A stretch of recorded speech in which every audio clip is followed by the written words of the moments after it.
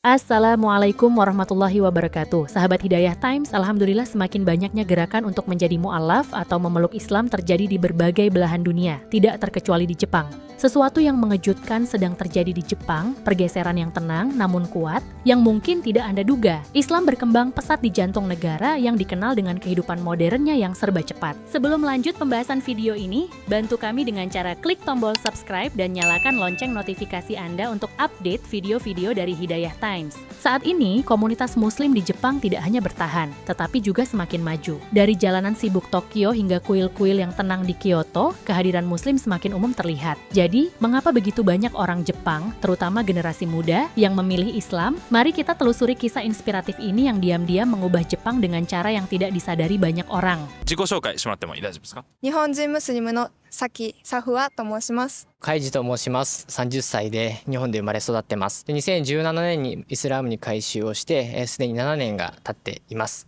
こんにちは、ゆいです。私は日本出身で、ムスリムです。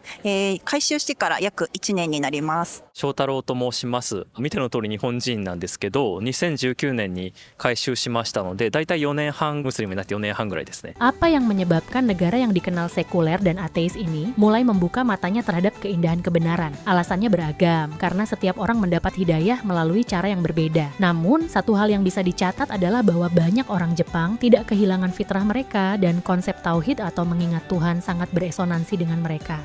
日本って上司と部下の関わりとか人を大切にするっていう文化があるんで、イスラムの中ではオベイしないといけないのはアッラーだけ。人に対して、服従する必要はないし、縦の関係っていうのが個人とアッラーだけ。これがまず一つすごい面白いなって思ったことです。イスラムに触れた最初のきっかけは台湾に半年間留学していた時に、アラビア語の勉強と、あとは大学で中東地域研究って言って、例えばアラブの国々の文化とか政治背景について勉強をしてたんですけど、でその時にですね、アラビア語の表現の中に、例えば神に関する表現がたくさんあるんですけど、アッラーが助けてくださいますようにっていう、アッラーに関する言葉がたくさん、神っていう言葉がたくさん入っていて、使われていて、一日常の中に生きているんだなっていうのがすごく感動したっていうのがまず一つですかね。Di sisi lain, banyak mu'alaf di Jepang seperti di berbagai belahan dunia tertarik pada Islam karena teladan perilaku umat muslim dan nilai-nilai yang diajarkan Islam.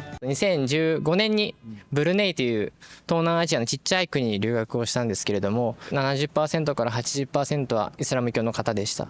ホスピタリティだったりとか、優しさだったりとか、価値観、考え方っていうところがものすごく自分の考え方とフィットして、それにやっぱりすごく、共感というかシンパシー感じたので、改宗を2017年にしました。 Namun, meskipun pertumbuhan Islam di Jepang adalah pencapaian luar biasa, bukan berarti tanpa tantangan. Jepang memang tidak sekeras Eropa dalam menanggapi Muslim, seperti yang dikatakan oleh umat Islam Jepang sendiri. ヨーロッパとか欧米の国々と比べると、やっぱり日本はイスラムに対するヘイトとか非常に少ないと、そういうところで差別を受けたことってのはほとんどないですかね。 Namun, Muslim Jepang tetap menghadapi tantangan dalam kehidupan sehari-hari, baik dari media mainstream maupun aktivis sayap kanan. どうして日本だとムスリムって言えない状況が生まれてると思いますか？た瞬間に聞いてはいけないものを聞いてしまったような表情をされる方が結構多いんですよ。例えば電車の中で私ヒジャブかぶってるんです。かぶってる時は隣に誰も座らないし、目線は感じますね。あれ、顔日本人っぽいけどこの人ヒジャブかぶってるけどみたいな感じかもしれないんです。あなたはどっち側なのみたいなのを思ってるのかなってちょっと。 Namun, terlepas dari tantangan tersebut, Muslim Jepang dengan bangga mempertahankan keimanan mereka dan berkomitmen untuk membesarkan anak-anak mereka sebagai Muslim sebelum hal lainnya. 子供の育て方とかもやっぱりそういうのはありますか？まず一つは、ムスリム、イスラムとしてどうやって育てるか。もう一つは、そのよく言われるハーフ。まだそこまで言葉も喋れないんですけれども、じゃあ言葉をどうするのかとか、じゃあ公立の学校行ったら、私立の学校でもいいんだけど、給食は多分他の人と違ったりするとか、クリスマスはね、祝わないからハロウィンもない、バレンタインもそうね。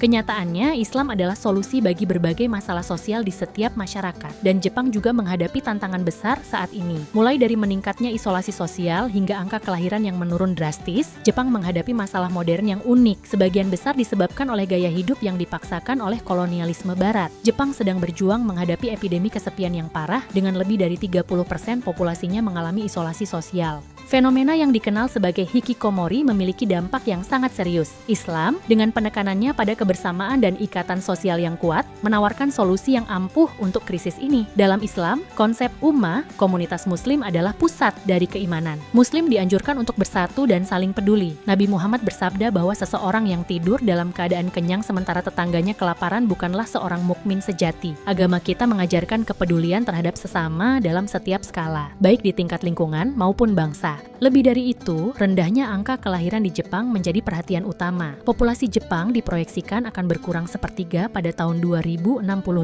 Krisis demografi ini memiliki dampak besar terhadap ekonomi, jaminan sosial, dan kesejahteraan masyarakat Jepang secara keseluruhan. 海外の方々がいないと日本の経済ってどんどん落ちていくので、観光もそうだし地方の企業も人手不足だったりするので、もう日本人が変わらざるを得ない状況にはなってきてるのかなっていうのは思います。 Islam dengan nilai-nilai keluarga yang kuat dan pentingnya anak-anak menawarkan solusi atas masalah ini. Dalam Islam, keluarga dianggap sebagai institusi suci dan anak-anak dipandang sebagai anugerah dari Allah. Pernikahan adalah sesuatu yang dianjurkan oleh Nabi Muhammad sebagai cara utama untuk membangun keluarga yang sehat. Pendidikan Islam hanya akan membawa manfaat bagi negara dalam hal ini. Akhirnya, Jepang juga menghadapi krisis kesehatan mental dan tingkat bunuh diri yang tinggi, yang secara langsung diatasi dalam Islam. Larangan tegas terhadap bunuh diri menunjukkan betapa beratnya tindakan tersebut dan betapa pentingnya untuk menghindarinya dengan segala cara. Praktik harian seperti sholat, zikir, dan membaca Al-Quran adalah cara yang dapat membantu setiap manusia menemukan ketenangan dan kenyamanan. Bahkan, komunitas muslim di Jepang telah menyediakan layanan dukungan kesehatan mental, termasuk konseling yang menunjukkan bahwa umat Islam benar-benar peduli terhadap kesehatan mental sesama mereka. Dalam beberapa tahun terakhir, minat terhadap Islam di kalangan pemuda Jepang terus meningkat. Mereka tertarik pada nilai-nilai spiritualitas, moralitas, dan tanggung jawab sosial yang diajarkan Islam. Tren ini kemungkinan besar akan terus berlanjut seiring semakin banyaknya orang Jepang yang mengeksplorasi ajaran Islam dan menemukan relevansinya dalam kehidupan mereka. Hal ini bahkan lebih mungkin terjadi dengan saudara-saudara muslim Jepang yang bersemangat melakukan dakwah di setiap kesempatan. 僕は豚肉とお酒は飲まないんだっていうと、なんでなのっていうところから始まって、ヘイトとは違うから分かってくれるっていうかね、特に同じ世代のだと、毎回説明するのはめんどくさいなとかそういうのはないです。個人的にはいい機会だと思ってますかね。それをきっかけにやっぱりイスラムのことを、Perubahan ini pasti akan terus menyebar ke setiap rumah di Jepang. Terima kasih telah menyimak video ini. Like video ini jika kalian suka dan sebarkan video ini ke teman serta kerabat kalian. Wassalamualaikum warahmatullahi wabarakatuh.